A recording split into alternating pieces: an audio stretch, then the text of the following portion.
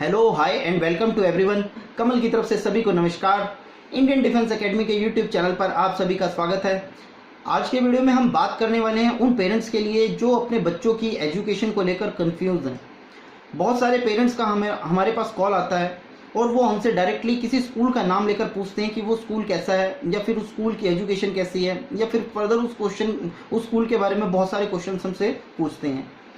पर आज मैं आप लोगों से एक क्वेश्चन पूछ रहा हूँ कि ये जो क्वेश्चन है आपके माइंड में क्यों आया। कभी आपने इस बारे में सोचा होगा? तो जब आप इसकी तह में जाएंगे तो एक क्वेश्चन आउट होके आता है कि ये क्वेश्चन इसीलिए बाहर आया क्योंकि बच्चे का जो एडमिशन है उसके फेवरेट स्कूल में नहीं हुआ। जैसे कि बच्चे ने सैनिक स्कूल के लिए तैयारी की थी और उसका एडमिशन है गुरुकुल में हो गया, या बच्चे ने गुरुकुल कुरुक्षेत्र के लिए तैयारी की थी और उसका जो एडमिशन है वो गुरुकुल ज्योतिसर में या फिर गुरुकुल जो हमारा नीलोखेड़ी है वहाँ पर हो गया। तो ऐसे में बच्चे और पेरेंट्स दोनों का जो मन है उस स्कूल में एडमिशन लेने का नहीं होता है, पर मजबूरी में कुछ पेरेंट्स वहाँ पे एडमिशन करवा देते हैं क्योंकि बच्चों के पास, कुछ बच्चे ऐसे हैं जिनके पास वो लास्ट चांस होता है एडमिशन लेने के लिए कहीं भी, या फिर उनके पास लास्ट अपॉर्चुनिटी है उस साल की या फिर उनकी एज की लास्ट अपॉर्चुनिटी है कि वहाँ पे वो एडमिशन लें। तो ऐसे में पेरेंट्स और बच्चे दोनों ही स्ट्रेस या फिर डिप्रेशन में जा सकते हैं। तो बहुत सारे पेरेंट्स का हमें कॉल आता है कि उनके बच्चे हैं जो वो अब डिप्रेशन में आ गए हैं क्योंकि वो अपने फेवरेट स्कूल में एडमिशन नहीं ले पाए या फिर उनका एडमिशन ही नहीं हुआ। तो एक बात यहाँ पर निकल के आती है कि जो इस साल 2020 के अंदर जो बच्चे जिन्होंने आर्मीज का एग्ज़ाम दिया था या फिर सैनिक स्कूल का दिया था या फिर गुरुकुल का दिया था और वो कोई भी एग्ज़ाम क्लियर नहीं कर पाए हैं, तो उनके पास अब आगे क्या मौका है। तो इस वीडियो में मैं वो सब कुछ आपको बताने वाला हूँ कि 4th से लेकर और 10th तक के बच्चों के पास, 4th से लेकर 10th तक के बच्चों के पास कौन कौन से रास्ते हैं कि जिससे कि उनकी एजुकेशन है वो सही ट्रैक पर चली जाए और उनका जो भी सपना पेरेंट्स का है, बच्चों का है, वो सपना उनका पूरा हो सके एक अच्छे स्कूल के अंदर एडमिशन लेने के लिए। तो मैंने यहाँ पर कुछ स्लाइड्स बनाई हैं क्योंकि पेरेंट्स हमसे बार बार रिक्वेस्ट कर रहे थे कि बच्चे हैं जो वो डिप्रेशन में चले गए हैं, तो उनको अब कैसे ओवरकम किया जाए, कैसे उनको उस डिप्रेशन से बाहर निकाला जाए और दोबारा उनकी जो स्टडी है उसको बच्चे को प्रिपेयर किया जाए किसी भी कॉम्पिटिटिव एग्जाम के लिए। तो इन स्लाइड्स के थ्रू मैं आपको समझाने वाला हूं कि हम कैसे बच्चे को ओवरकम कर सकते हैं उसके स्ट्रेस, और साथ ही मैं आपको यहाँ पर यह भी बताऊंगा कि 4th क्लास से लेकर 10th क्लास तक के बच्चे अब उनके पास कौन कौन से ऑप्शन है, उनकी एज वाइज, उनकी एज के अनुसार उनके पास कितने ऑप्शन है अभी एडमिशन लेने के लिए। तो चलिए हम जल्दी से वीडियो स्टार्ट करते हैं। तो जैसे कि मेरे पास जो फर्स्ट स्लाइड है इसमें आप देख सकते हैं एक साइड पेरेंट्स हैं और एक साइड बच्चा है और वो कंफ्यूज्ड हैं कि अब वो क्या करें कि उनकी जो एजुकेशन है वो अच्छी हो जाए। तो चलिए हम नेक्स्ट स्लाइड की तरफ चलते हैं जिससे कि हम फर्दर इस चीज़ को और डिस्कशन कर सकें।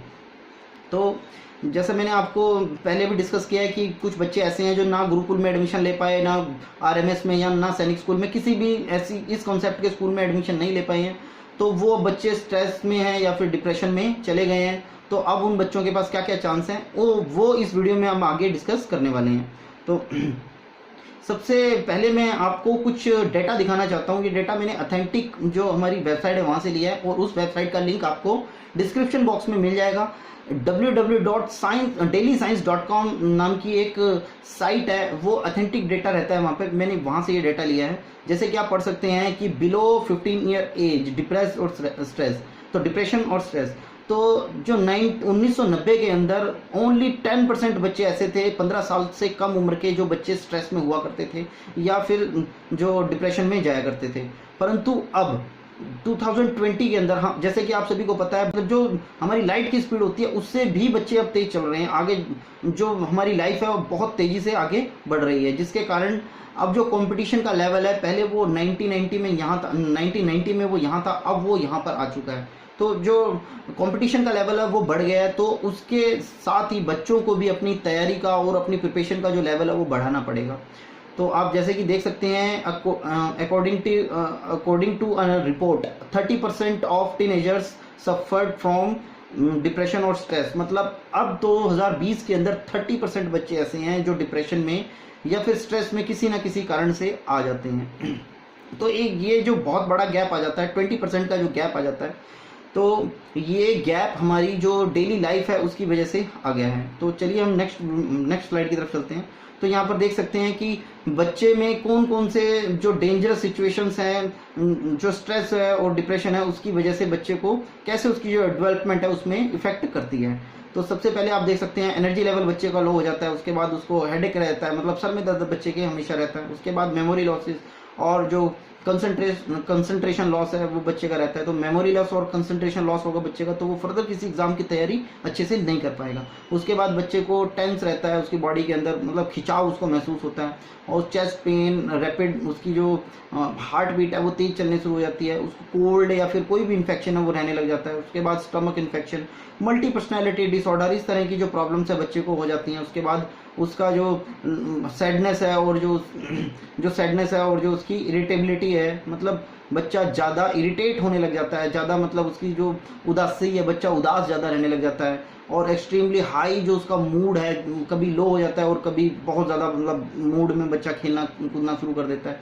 तो कह सकते हैं कि बच्चे का मूड का उस टाइम हमें पता नहीं चलता, कि क्योंकि बच्चा है उस टाइम चिड़चिड़ा हो जाता है, मतलब बच्चे की जो इरिटेशन लेवल है वो हाई हो जाता है, तो छोटी छोटी बात पर गुस्सा कर जाता है और छोटी छोटी बात पर वो वापस उसी मूड में आ जाता है। और दूसरा उसका फियर, वो मतलब डरना शुरू कर देता है छोटी छोटी चीज़ों से, और सोशल विड्रॉल कर लेता है बच्चा अपने आप को वो सोशल विड्रॉल कर लेता है, मतलब दोस्तों से लोगों से मिलना जुलना छोड़ देता है।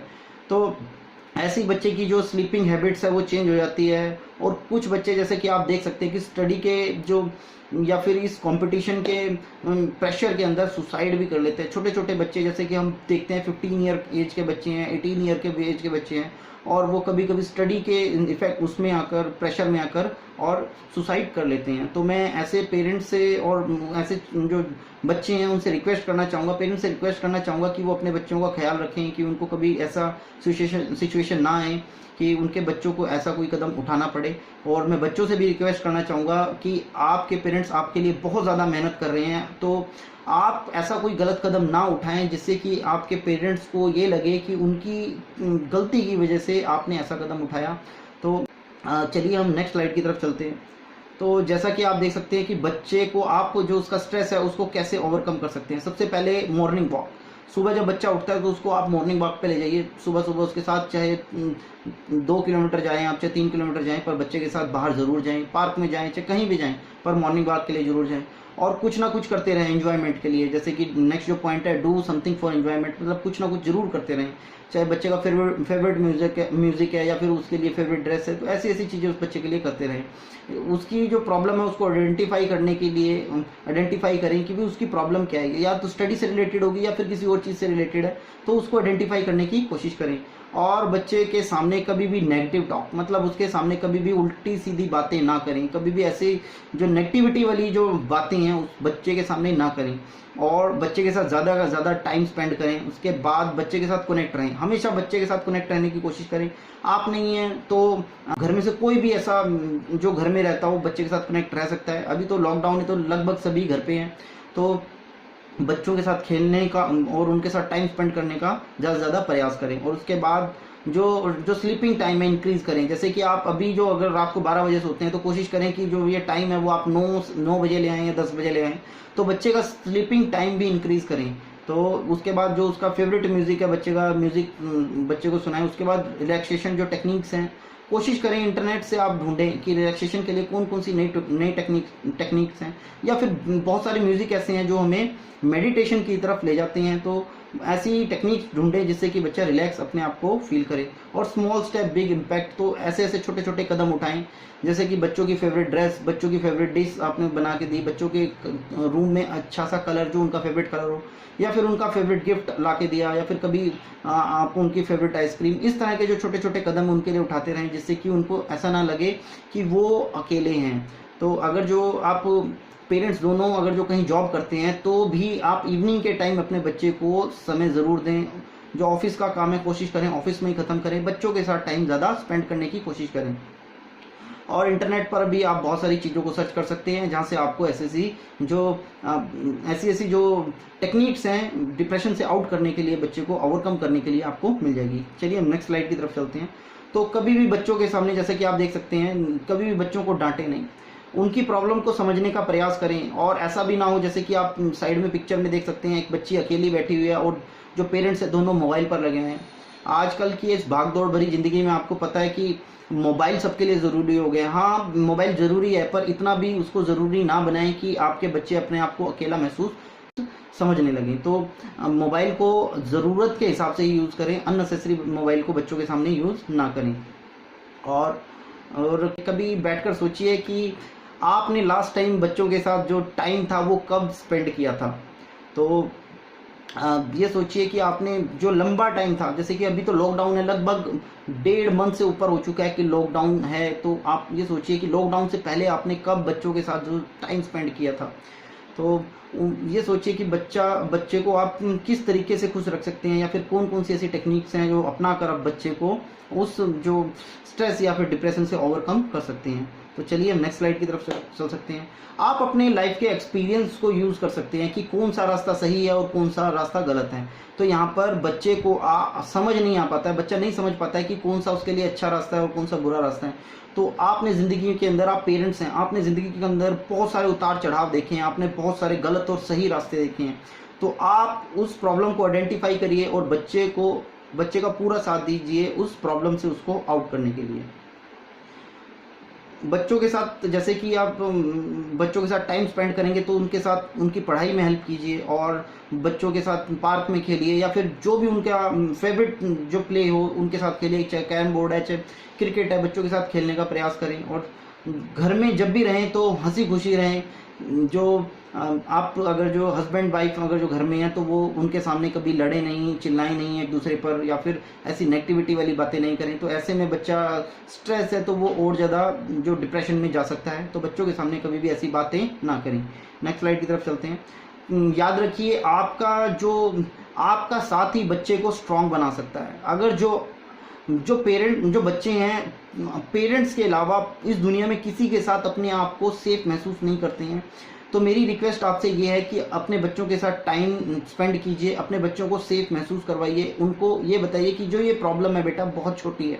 क्योंकि लाइफ में आपने बहुत बड़ी जो प्रॉब्लम्स देखी होंगी, और ये जो प्रॉब्लम है बच्चे की आपके लिए छोटी है, पर बच्चे को उसकी एज के अनुसार ये प्रॉब्लम बहुत बड़ी लगती है, जिसके कारण वो अपने आप को अकेला महसूस करता है। तो बच्चे को स्ट्रांग महसूस करवाइए कि वो बच्चा है, वो स्ट्रांग है, अदर बच्चों से अलग है, वो कुछ अलग करेगा।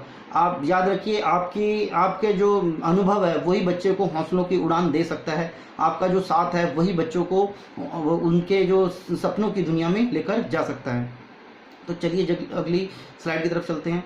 याद रखिए कि बच्चे को इम्पॉसिबल का मतलब पूरा समझाइए। इम्पॉसिबल का जैसे मतलब है आई एम पॉसिबल। तो बच्चे को स्टोरी सुनाइए या फिर कोई ऐसी कहानियाँ सुनाइए जिसमें कि बहुत सारी जो मुश्किलें थी और उसके बाद ओवरकम होने को देखने को हमें मिलता है। तो बहुत सारी, जैसे कि 3 इडियट्स मूवी है, वो भी आप बच्चों को दिखा सकते हैं कि वहाँ पर हमें बताया गया है कि कैसे हम मुसीबतों से बाहर निकल सकते हैं और कैसे हम अपने सपनों के साथ भी आगे बढ़ सकते हैं। तो ये अपने बच्चों को दिखाइए कि कौन सा रास्ता है वो सक्सेस की तरफ जाता है और कैसे उस रास्ते पर आप आगे बच्चे को ले जा सकते हैं। तो अगली स्लाइड के अंदर आप देख सकते हैं, यहाँ पर मैंने 3 जोन बनाए हुए हैं, green zone, yellow orange zone और रेड जोन। तो यहाँ पर मैंने अलग अलग एज के हिसाब से भी बच्चों को बांटा हुआ है और उनकी क्लास के हिसाब से भी बांटा हुआ है। तो मैं नेक्स्ट जो वीडियो है, ये वीडियो बहुत ज़्यादा लंबा होने वाला है, तो इसीलिए मैं इस वीडियो के पार्ट 2 करके बनाऊंगा, जिसमें कि नेक्स्ट वीडियो के अंदर मैं आपको बताऊंगा कि जो हमारे 4 से लेकर 10th क्लास के बच्चे हैं या फिर 8 साल से और 18 साल तक के बच्चे हैं, उनके पास अब कौन कौन से रास्ते हैं कि वो अपनी स्टडी को प्रॉपर जो अच्छे तरीके से कर सकें। नेक्स्ट स्लाइड की तरफ चलते हैं। तो अगली जो स्लाइड है उसके अंदर मैं ये बताने वाला हूँ कि अगली जो वीडियो है हमारी, अगली वीडियो में आपको ये बताने वाला हूँ कि कौन कौन से बच्चों के पास रास्ते हैं। अब जो बच्चे इस बार गुरुकुल में एडमिशन नहीं ले पाए, सैनिक स्कूल में एडमिशन नहीं ले पाए, या फिर सैनिक स्कूल या फिर किसी भी कॉन्सेप्ट के स्कूल में एडमिशन नहीं ले पाए हैं, तो उनके पास अब क्या ऑप्शन है, उनके पास कौन कौन से ऑप्शन है। जैसे कि मैंने आपको पिछली स्लाइड में बताया कि 4th क्लास से लेकर 10th क्लास तक का बच्चा या 8 साल से 18 साल तक का बच्चा, उसके पास कौन कौन से रास्ते हैं। तो आज के वीडियो में बस इतना ही। तो आप आगे भी इस तरह की वीडियोस मैं आपके लिए लाता रहूँगा। अगली वीडियो बहुत ज़्यादा इंपॉर्टेंट होने वाला है, तो आप अगली वीडियो के लिए वेट करिए और हम जल्दी से जल्दी उस वीडियो को आपके सामने लेकर आने वाले हैं। तो तब तक के लिए आप हमारे चैनल को सब्सक्राइब कर सकते हैं, अपने दोस्तों के साथ शेयर कर सकते हैं। कोई प्रॉब्लम है तो कमेंट बॉक्स में कमेंट कर सकते हैं। हंसते रहें, मुस्कुराते रहें, इंडियन डिफेंस एकेडमी के साथ बने रहें। जय हिंद, जय भारत, वंदे मातरम।